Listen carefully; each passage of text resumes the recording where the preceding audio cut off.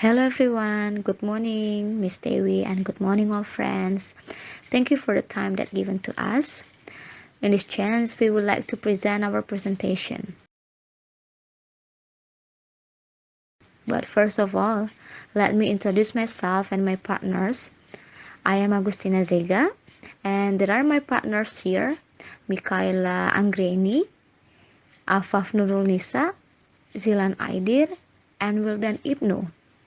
We are Group 1 going to present some topics. The topics are, we'll discuss about first, culture. Second, introduction of culture. Third, definition of culture. Fourth, culture pattern behavior. And the last, visible features of culture.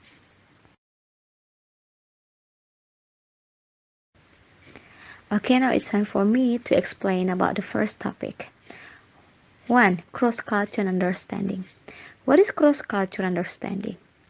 Cross-cultural understanding simply refers to the basic ability of people within business to recognize, interpret, and correctly listen to people or situations that are open to misunderstanding due to cultural differences. Let's see another understanding about cross-cultural understanding in Indonesian. Jadi teman-teman semua, mari kita lihat pemahaman cross-cultural understanding itu sendiri di dalam bahasa Indonesia. Jadi cross-cultural understanding itu adalah proses pemahaman budaya dari negara tertentu, di mana cross-cultural understanding ini juga disebut accepted and familiar. Kenapa disebut accepted dan familiar? Itu karena kita harus bisa menerima dan menghormati budaya negara tertentu. Now let's see the difference in these three cultures below. First, cross-cultural knowledge. Second, cross-cultural sensitivity. And the third, cross-cultural competence. First, what is cross-cultural knowledge? It's critical to basic cross-cultural understanding. Without it, cross-cultural appreciation cannot take place. It refers to a surface-level familiarization with cultural characteristics, values, belief, and behavior. How about cross-cultural sensitivity? It's a natural byproduct of awareness and refers to an ability to read into situation, context, and behavior that are culturally rooted and be able to react to them appropriately. And the last is, what is cross-cultural competence?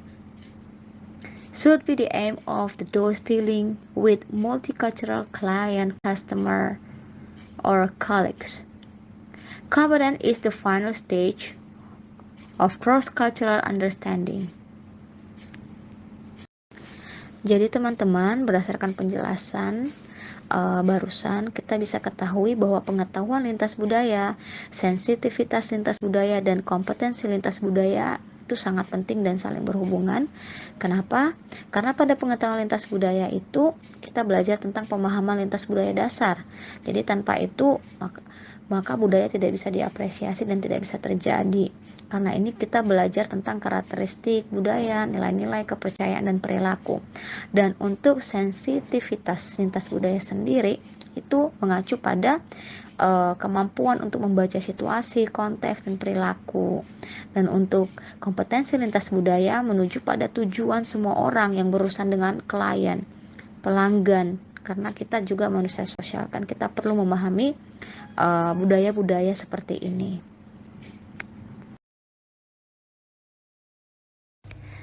Halo semuanya, nama saya Mikaela Anggreni. Di sini saya akan melanjutkan hasil presentasi dari teman kelompok saya. Materi yang akan saya bawakan adalah Introduction of Culture. Baik, Introduction of Culture. Beberapa sosialis memandang budaya sebagai cara hidup, berkaitan dengan cara berpikir dan berperilaku orang. Budaya juga mengacu pada kegiatan atau simbol yang diciptakan dan diadopsi oleh orang-orang untuk menghadapi masalah tertentu agar dapat bertahan hidup di lingkungannya dan diterima oleh masyarakat.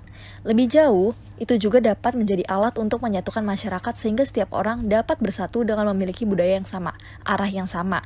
Misalnya, Malaysia terkenal sebagai warisan budaya yang kaya karena memiliki ras yang berbeda, dengan beragam budaya yang menyatukan orang, terutama melalui konsep One Malaysia terbaru. Budaya dibagikan dan ditransmisikan dari generasi ke generasi untuk pedoman masa depan. Budaya yang berbeda akan dimiliki bersama ketika ada berbagai ras dan kelompok etika. Hal ini dapat dijelaskan lebih lanjut dengan budaya membagikan bungkusan merah selama tahun baru Imlek oleh orang Tionghoa. Budaya memberikan bungkusan merah ini tidak hanya dimiliki oleh orang Tionghoa, bahkan telah diadopsi oleh orang Melayu dalam membagikan bungkusan hijau saat perayaan Hari Raya. Dengan demikian, budaya dipelajari dan tidak dilahirkan secara naluriah. Selanjutnya, budaya berubah sepanjang waktu dan berada di setiap tempat. Orang-orang saat ini cenderung mengubah budaya mereka berdasarkan preferensi mereka. Misalnya, orang-orang saat ini akan mengenakan pakaian hitam selama tahun baru Imlek meskipun itu dilarang oleh budaya tradisional mereka. Orang-orang di Amerika Serikat akan berciuman dan berpelukan sebagai cara mereka menyapa yang sama sekali berbeda dengan Malaysia, di mana tidak akan ada tindakan intim dalam menyapa. Hal ini menunjukkan bahwa tindakan yang sama pun dapat membawa makna yang berbeda ketika diterapkan di negara yang berbeda karena perbedaan budaya mereka. Di sini saya akan memberikan contoh-contoh dari budaya. Pertama, simbol. Simbol kehadiran budaya karena kemampuan manusia untuk menemukan dan mengakses simbol-simbol.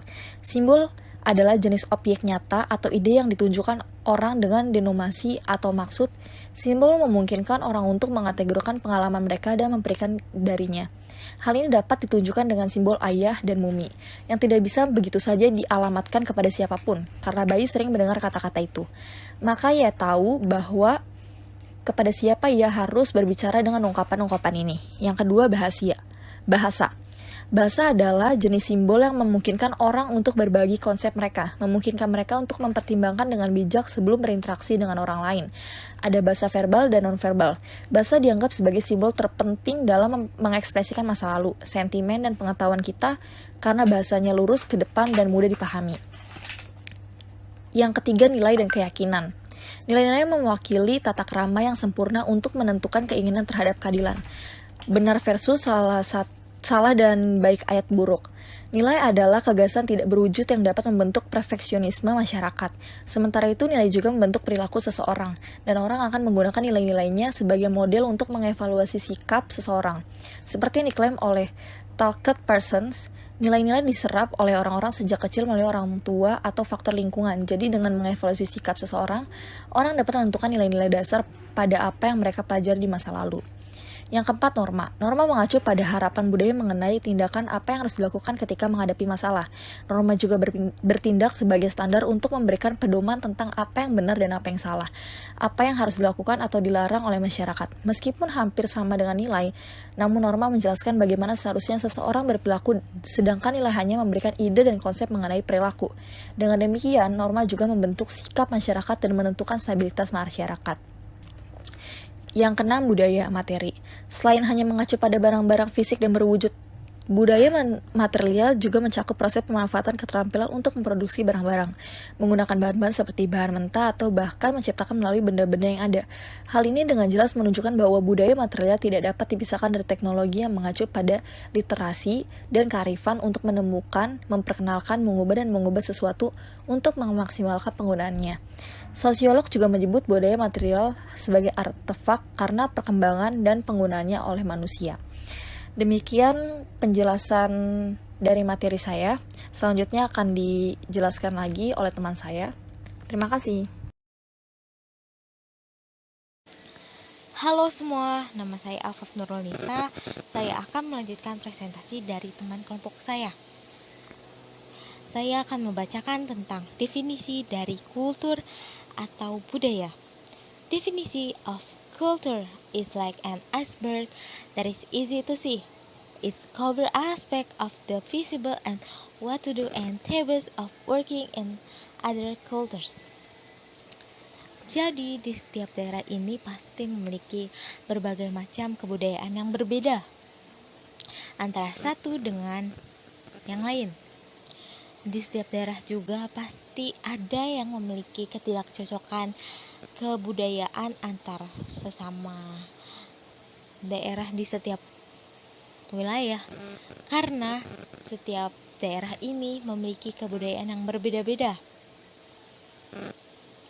Budaya mengacu kepada simpanan kumulatif pengetahuan, pengalaman, kepercayaan, nilai, sikap, makna, hierarki, agama, gagasan waktu, peran, hubungan sosial, konsep alam semesta, objek material, dan kepemilikan yang diperoleh sekelompok orang di perjalanan generasi melalui perjuangan individu dan kelompok.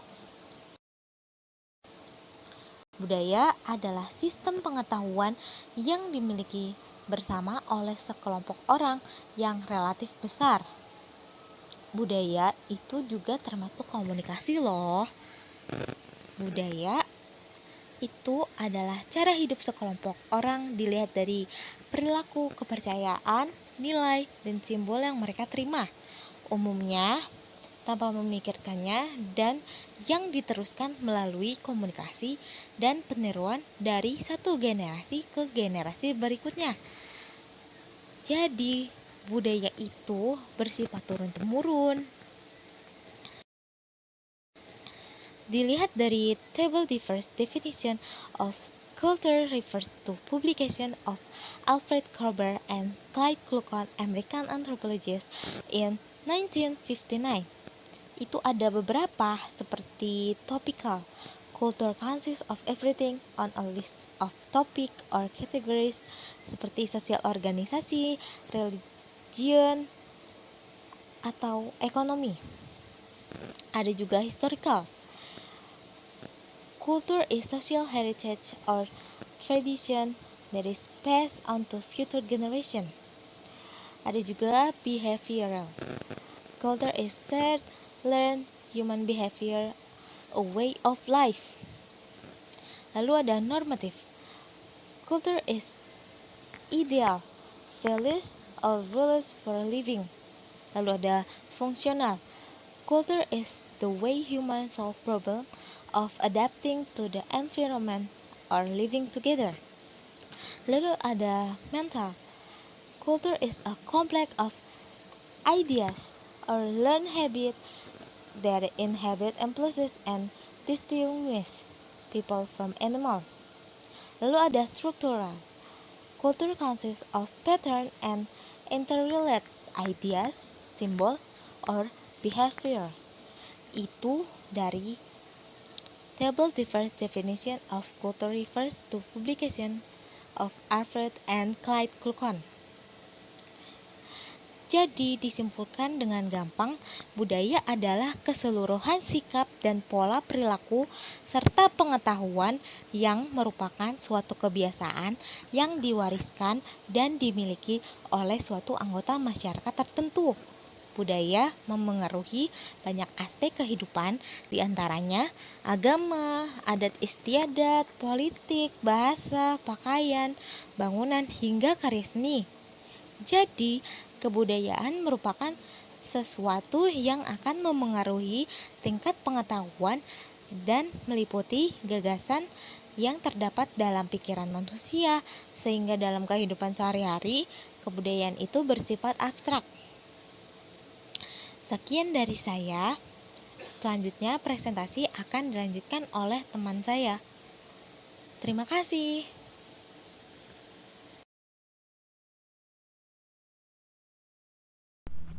Halo semua, nama saya Zilan Haidib Akbar. Di sini saya akan melanjutkan materi dari teman saya. Cross-cultural behavior. What is cross-cultural behavior? Cultural patterns are shared belief, value, norms, and social practices that are stable over time and that lead to roughly similar behavior across similar situation. Jadi, pola perilaku budaya itu adalah keyakinan, nilai, norma, dan praktik sosial bersama yang stabil dari waktu ke waktu yang mengarah kepada pola perilaku yang kurang lebih serupa di situasi yang sama. Ada 4 komponen pola budaya. Ketika seorang melanggar budaya, sanksi sosial biasanya akan dikenakan. Menurut Edward, culture is patterned behavior. Good enough, knowing acceptable manner is to its member. John Donne, the collective identity of each of us is apart. Lapson and Smiley, blueprints that guide behavior of the people in the community and its develop. Condon, a system of integrated patterns, most of which unconsciously governs human behavior like a puppet. George Peter Murdoch originated in the human brain, morals and norms, with specific behavior of a vital importance to the society and which embody in basic moral value. Selanjutnya, pola perilaku budaya.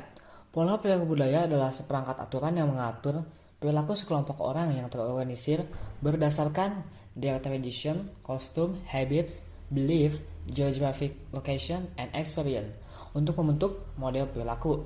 Supporting culture, closeness between individual living and same society who identify with each other by listening to song, by tasting food, by seeing dresses, dancing, hearing story, saying, belief. Karena mereka dikenal, budaya dilihat dari konsep yang lebih luas, mencakup total generasi manusia yang telah hidup selama bertahun-tahun, bersama dengan cara-cara khusus mereka dalam berkomunikasi dan berinteraksi di antara mereka yang lebih khusus. Kami dapat menegaskan bahwa budaya dipelajari karena hasil dari suatu interaksi antar individu. Aspek budaya masing-masing kelompok dipelajari melalui sosialisasi. Budaya ditransmisikan, akumulasi pengalaman dan aspek budaya dari suatu komunitas ditransmisikan. Jadi budaya yang terbentuk bertahun-tahun yang lalu akan diteruskan ke generasi-generasi yang akan datang untuk memperluas dan mengintegrasikan orang. Budaya memberikan kepuasan, memuaskan harga diri orang yang memberikan nilai identitas mereka dan masyarakat yang menerimanya dan berkomitmen untuk mengkonsolidasikan sistem sosial tersebut.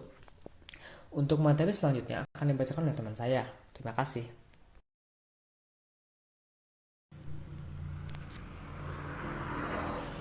Okay, I am Wildan Ibn Aziz and I will explain this topic. Visible features culture. Visible cultural element is an heirloom, include artifacts, symbols, and practices, such as architectural, art and language, color and clothing, social etiquette and traditions. Although they are the most obvious, visible cultural differences make up only 10% of our cultural identities. And these are some examples of visible culture: facial expression, religious rituals, painting, holiday custom, gesture, food, eating habits, music, literature, style of dress. And what makes it different with invisible culture is they appear in people behavior, while many other aspects of culture are invisible. They exist only in thought, feeling, and belief. And the conclusion is cross-cultural understanding plays a significant role in communicating with people from different countries. Language and culture are inseparable. Therefore, when